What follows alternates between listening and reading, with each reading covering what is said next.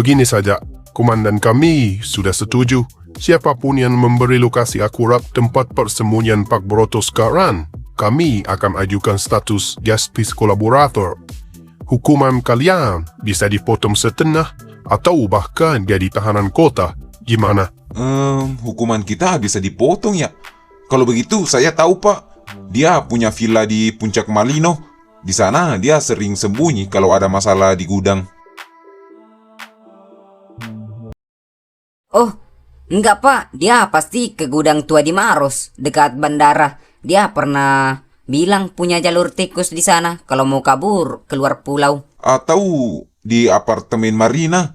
Dia punya unit atas nama istri mudanya di sana. Wah, jangan dengar di Pak Zain, Pak. Pak Broto itu juga punya kapal nelayan pribadi di dermaga rakyat Potere. Dia pasti sudah berlayar ke arah pulau Supermode. Hahaha, mereka udah mulai terpancing. Aduh, yang bener yang mana nih? Kok lokasinya banyak bener? Gimana nih? Saya juga jadi bingung. Mereka semua bicara, tapi informasinya berantakan. Ada yang bilang di puncak, ada yang bilang di apartemen, ada yang bilang sudah di laut. Mereka menyebutkan banyak lokasi yang berbeda dalam waktu 5 menit. Sial, ini taktik klasik.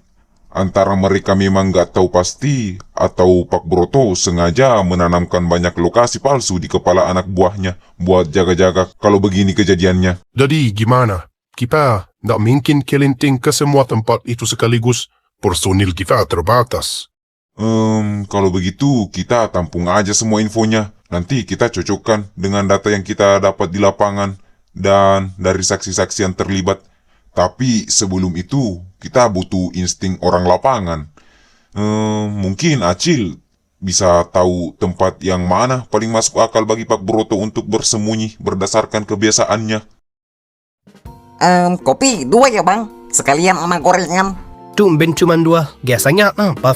Yang lain belum datang bang, masih tidur kali. Ini bayar langsung nggak? Apa umutan lagi?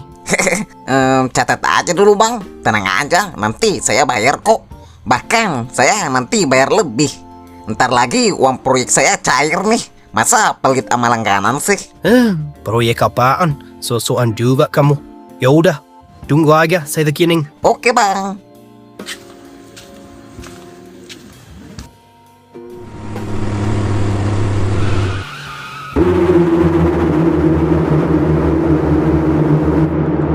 Waduh, Pak Polisi, kok Bapak bisa tahu saya ada di sini?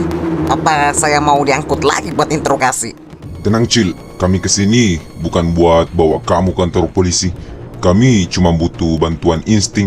Kami sudah tanya Zain dan Darto, lokasi yang kemungkinan jadi tempat persembunyian Pak Broto. Tapi mereka menyebutkan banyak lokasi, dari Puncak Malino sampai dermaga Pautere. Kamu tahu nggak yang mana yang benar? Waduh Pak, jujur saya ini kuli baru. Belum genap sebulan saya kerja di sana. Ngomong sama Pak Broto aja jarang. Paling cuma dengar perintah lewat Bang Ucok. Saya nggak tahu menahu soal rumah rahasia atau villa pribadinya. Masa kamu nggak pernah benar filmpingan dari buruh lain? Atau tempat yang sering disebut-sebut Pak Broto kalau lagi apa? Beneran Pak, serius. Saya cuma fokus jadi kuliah aja. Saya nggak mau tahu urusan bos besar. Kalau cari tempat persembunyian Pak Broto, jangan tanya anak kemarin sore. Dia nggak bakal tahu. Siapa kamu? Dan kenapa kamu bisa tahu kami lagi cari Pak Broto? Ntar juga kalian tahu siapa saya dan apa tujuan saya. Yang jelas, Pak Broto punya satu rumah aman. Dia berada di tengah-tengah kebun, di pinggiran pesisir Maros yang nggak terdaftar atas nama siapapun. Dia cuma ke sana kalau keadaan benar-benar genting, seperti sekarang. Kipli, itu siapa? Kok dia tiba-tiba muncul dan tahu soal kasus ini? Cil, itu Daus, anak geng Andara. Masa kamu lupa? Dulu dia itu orang kepercayaan bandar besar di kampung sebelah bareng si Fadil.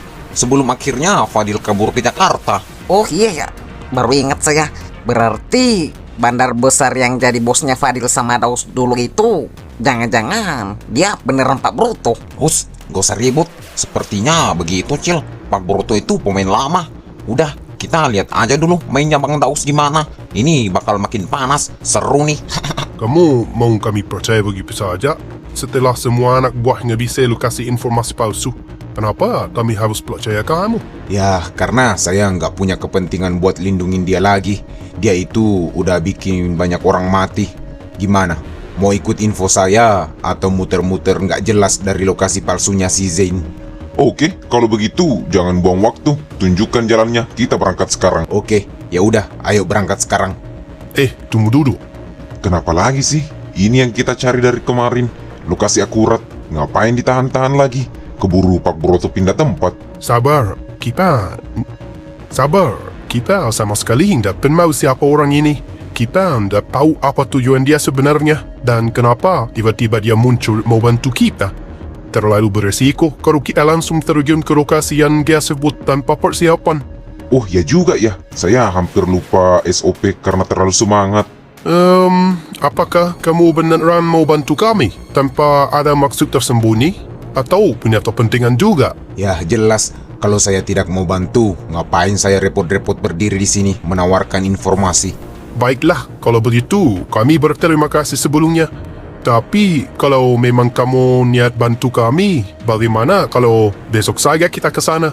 Berhubung sudah mau sore, cahaya mulai minim dan kami juga perlu persiapan taktis sebelum beraksi di wilayah yang belum kami kuasai. Baiklah, saya mengerti. Ya sudah, nggak apa-apa, besok aja kalau begitu. Kalau begitu, berikan alamat rumah kamu, biar besok pagi kami yang jemput untuk antar kami ke lokasi. Nggak perlu Pak, biar saya aja yang langsung ke kantor polisi besok pagi. Jam 8 saya sudah ada di sana.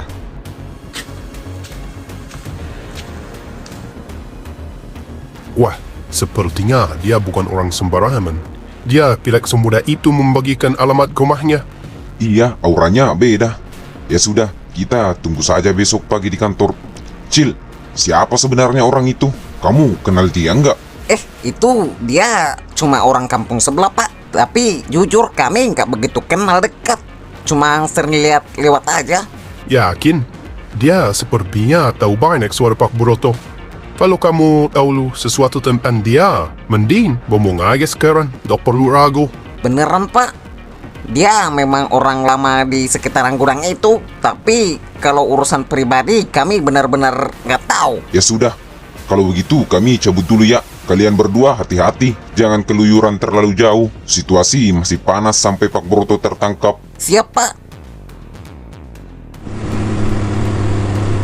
Kipli, ini sepertinya makin kacau. Bandaus muncul, polisi mulai curiga, dan besok mereka mau gerebek tempat rahasia. Kamu yakin duit 1 miliar itu benar-benar aman di situ? Udah santai aja, aman Cil. Sekarang yang gak aman itu kita. Bang Daus itu orang berbahaya. Kan dia dulu musuh kita juga. Kita mending diam aja, pura-pura nggak tahu aja dulu. Bro, kamu sadar nggak? Cara dia berdiri, cara dia bicara, dia tenang banget di depan kita. Orang sipil biasa pasti gemeteran kalau tahu kita lagi ngejar bandar besar. Dia kayak udah biasa main pecing-pecinan sama hukum. Iya, saya juga ngerasa seperti itu. Makanya tadi pas dia lagi asik ngobrol, diam-diam saya ambil fotonya pakai HP. Wah, cerdik juga kamu. Ya udah, mana fotonya? Rencananya mau kamu apain tuh foto? Ya tadinya sih saya mikir mau kasih ke tim Intel buat cari identitas aslinya. Tapi emang kamu mau apain foto ini? Intel butuh waktu. Gimana kalau foto itu kita kasih lihat ke Wicok, Darto sama Pak Zain Gisel? Mereka bertiga kan tangan kanan Pak Broto. Pasti mereka tahu siapa orang yang ngaku-ngaku tahu rumah rahasia bos besar mereka. Nah, ide bagus. Langsung kita hajar ke sumbernya.